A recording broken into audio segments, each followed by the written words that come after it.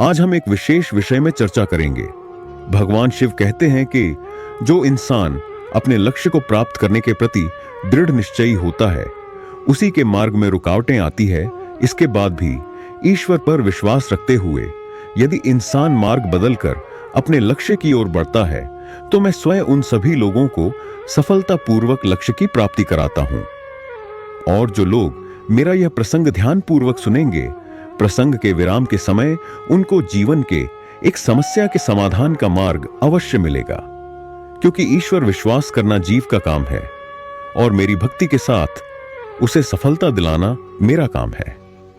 कभी ना कभी आपके मन में भी यह विचार उठता ही होगा कि जब आप अपने परिवार के लिए, व्यापार के लिए, नौकरी के लिए पूर्ण ईमानदारी के साथ परिश्रम करते हैं, इसके बाद भी आपको अपने परिश्रम अनुसार सफलता नहीं मिलती है, तो मन में यह विचार उठना स्वाभाविक है कि आप इतना विश्वास करते हैं भगवान ने इस पूरे संसार को बनाया है और जीव का परिश्रम ही सफलता का मार्ग है, भगवान ने ही सारे सुखों और दुखों को बनाया है, तो फिर हमारे इतने परिश्रम करने के बाद भी हमारे कष्टों को, दुखों को दूर क्यों नहीं कर देता? फिर भी हमारे जीवन में सुख और दुख साथ साथ चलता रहता है। आज का यह प्रसंग बताता है कि जब इंसान अपने जीवन में सफलता प्राप्त करने के लिए ईश्वर की भक्ति करते हुए ईमानदारी पूर्ण अपना कार्य करता है, फिर भी उसे सफलता प्राप्त नहीं होती है, तो उसे दूसरा कौन सा मार्ग अपनाना चाहिए? श्री शिवाय नमस्तुभ्यम साथियों, मैं हूं आर कुमार और आप सभी का अपने धार्मिक यूट्यूब चैनल शिव की दया दिशा में स्वागत है। अगर आप भी भगवान शंकर जी पर पूर्ण श्रद्धा और विश्वास रखते हैं, तो अपने इस धार्मिक यूट्यूब चैनल को सब्सक्राइब कर कमेंट बॉक्स में हर हर महादेव लिखकर अपनी हाजिरी जरूर लगाएं, ताकि हम सब पर भगवान भोलेनाथ की कृपा सदा बनी रहे। आइए इस प्रसंग को ध्यान पूर्वक समझते हैं।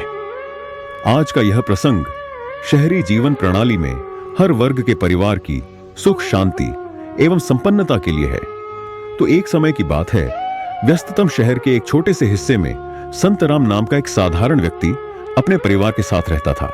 संतराम गरीब था, मगर ईमानदार इंसान था। वह अपनी मेहनत और लगन से अपने परिवार का पालन पोषण करता था। उसकी नई नई शादी हुई थी और उसके दाम्पत्य जीवन में भगवान के आशीर्वाद से एक सुंदर बालक का जन्म हुआ। उसका परिवार अब बढ़ चुका था और घर में खुशी का माहौल था। लेकिन जैसे जैसे परिवार बढ़ा, शहरी जीवन के खर्चे भी बढ़ने लगे। संतराम की नौकरी से मिलने वाला वेतन परिवार की जरूरतों के लिए पर्याप्त नहीं था। परिवार को पालने के लिए वह पहले से भी अधिक मेहनत करने लगा।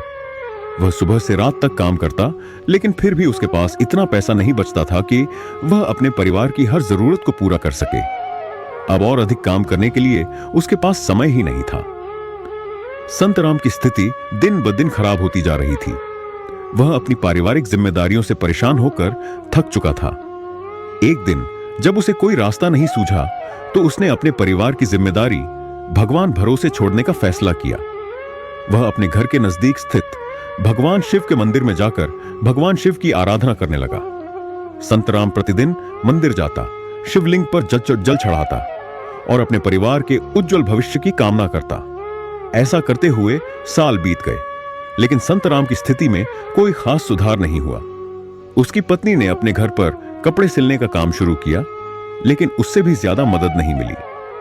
संतराम के जीवन में अभी भी आर्थिक तंगी बनी हुई थी।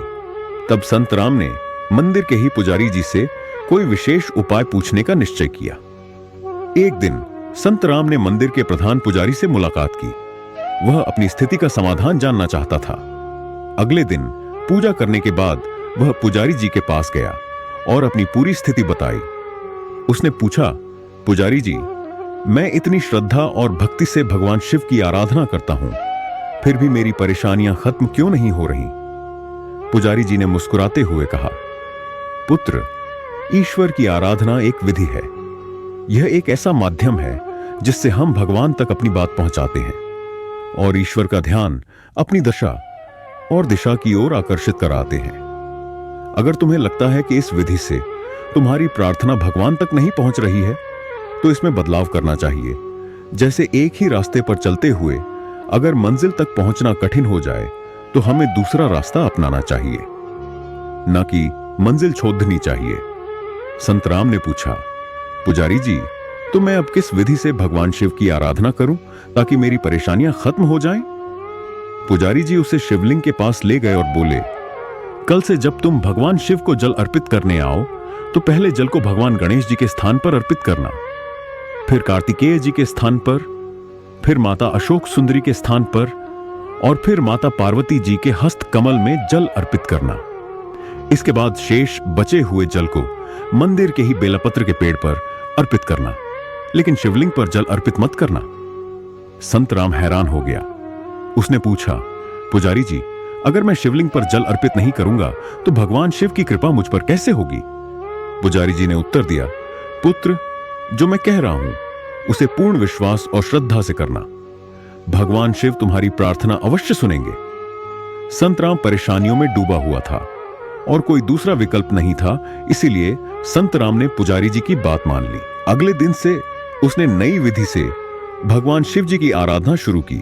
अब वह हर दिन मंदिर में जरेनिये अपने जल को भगवान गणेश, कार्तिकेय, अशोक सुंदरी और माता पार्वती जी पर अर्पित करता और बचा हुआ जल बेलपत्र के पेड़ के नीचे अर्पित करता। वह शिवलिंग पर जल अर्पित किए बिना ही अपने मन की बातें कहता और परिवार की भलाई के लिए भगवान शिव से प्रार्थना करता। इस नई प्रक्रिया से संतराम के मन में एक नई ऊर्जा और विश्वास का संचार हुआ। अब वह चिंता छोड़कर अपने काम पर ध्यान देने लगा और अपने परिवार के साथ समय बिताने लगा। संतराम को पूर्ण विश्वास था कि पुजारी जी के द्वारा बताई हुई विधि से सफलता अवश्य मिलेगी। कुछ ही महीनों में संतराम के जीवन में सकारात्मक बदलाव आने लगे। उसकी पत्नी ने जो कपड़े सिलने का काम शुरू किया था वह तेजी से बढ़ने लगा। अब उनकी आमदनी बढ़ने लगी थी।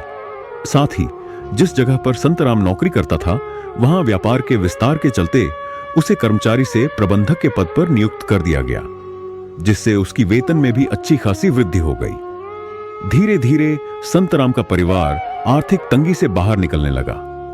अब उनके जीवन में सुख और शांति का माहौल बन चुका था। परंतु संतराम के मन में हमेशा एक बात खटकती रहती थी कि पुजारी जी ने भगवान शिव जी के शिवलिंग पर जल अर्पित करने के लिए क्यों मना किया। एक दिन संतराम ने पुजारी जी से पूछा, पुजारी जी, मैंने वर्षों तक शिवलिंग पर जल चढ़ाकर आराधना की, लेकिन मेरी स्थिति में कोई बदलाव नहीं हुआ। परंतु आपकी बताई हुई विधि अपनाने के कुछ ही महीनों में मेरी परेशानियां दूर हो गईं। ऐसा क्यों? पुजारी जी मुस्कुराते हुए बोले, यह भगवान शिव जी की विशेष कृपा है। जब भक्त अपनी भक्ति में परिवर्तन करता है और समर्पण के साथ शिव जी के पूरे परिवार की आराधना करता है, पर भगवान शिव जी के शिवलिंग पर जल और कोई भी साहित्य अर्पित न करते हुए केवल प्रार्थना करके चला जाता है, तो भक्त का यह भाव ईश्वर की दृष्टि को अपनी ओर आकर्षित करता है। तब शिव जी का यह भाव प्रकट होता है कि यह भक्त तो मेरा था, मेरी भक्ति भी करता था, मेरी आराधना भी करता था, मेरे व्रत भी करता था, मुझे जल भी अर्पण करता था, पर न जाने कौन सी परेशानियों में फंसा हुआ है जो मुझ पर ही जल एवं साहित्य अर्पण करना भूल जाता है। क्योंकि समस्त लोकों में ईश्वर को केवल भक्ति ही अति प्रिय होती है। इस प्रकार की भक्ति भाव में शिव जी माता पार्वती जी से निवेदन करते हैं कि इस भक्त की सारी परेशानियों को मिटाकर मेरी आराधना करने से भक्त को जितना फल प्राप्त होता है उससे भी दोगुना फल आप इस भक्त को प्रदान करिए। भक्त के जीवन में सुख और समृद्धि का आशीर्वाद प्रदान करिए, ताकि यह भक्त शांति और पवित्र मन से ईष्ट वंदना कर सके। भगवान शिव अपने भक्त की प्रार्थना को अनदेखा नहीं कर सकते। भक्ति का यह दूसरा मार्ग अपने ईश्वर की कृपा दृष्टि अपनी ओर आकर्षित करने और अपने जीवन के कल्याण के लिए आशीर्वाद प्राप्त करने के लिए होता है। अब संत राम को अपनी भक्ति और ईश्वर के प्रति और भी गहरा विश्वास हो गया था। इसके बाद से ईश्वर की भक्ति करना संत राम के दिनचर्या का एक अभिन्न अंग हो गया था। जैसे जैसे संत राम के जीवन में परिवार में सुख समृद्धि बढ़ती जाती, उसी प्रकार संत राम के जीवन में ईश्वर के प्रति विश्वास और भक्ति भी बढ़ती जाती। अब संत राम और उसका परिवार सुखी और संतुष्ट जीवन व्यतीत कर रहा था।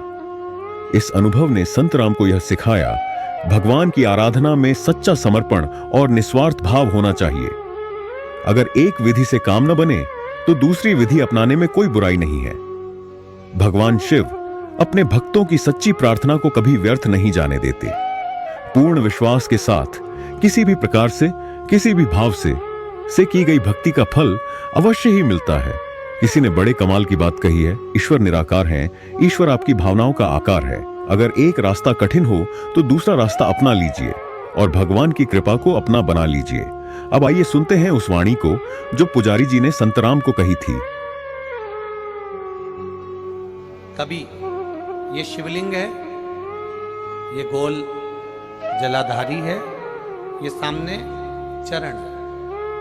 करें दर्शन सबने। ये दो सामने जो चरण है, इसके बीच में सुख सुंदरी है। कभी कभी विशेष कोई अवसर आए,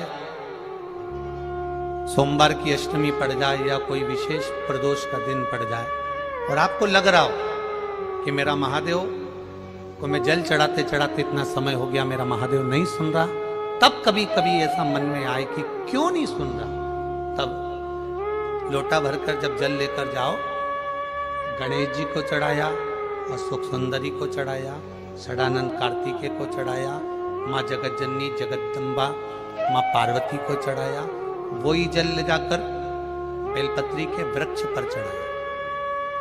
शिव जी को अर्पण नहीं कर पाए या शंकर जी के शिवलिंग पर जल चढ़ाना भूल गए, जल चढ़ाकर आ गए।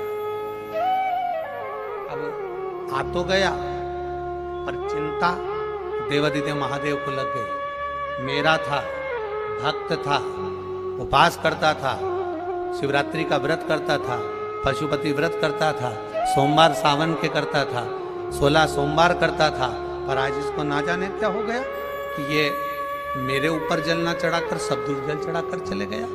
देव अधिदेव माता पार्वती जी से कह देते हैं, सुन पार्वती, अगर कोई भूलवश भी मुझ पर जल चढ़ाना भूल जाए और तेरे हस्त कमल पर जल चढ़ा कर जाए, तो पार्वती जितना फल मैं प्रदान करूं उससे दुगना फल तुझे प्रदान करना है, ये शिव कह रहा है।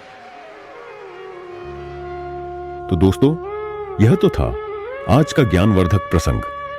मुझे पूर्ण विश्वास है कि इस प्रसंग से आपकी भक्ति को बल प्रदान हुआ होगा।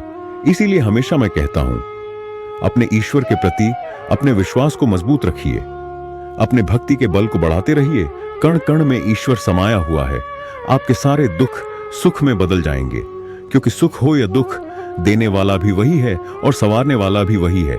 यदि आपके हृदय में ईश्वर के प्रति विश्वास है तो याद रखिए, चमत्कार भी आपके साथ ही होगा। जय जय श्री राधे, श्री शिवाय नमस्तुभ्यम, हर हर महादेव। फिर मिलेंगे अगले प्रसंग में।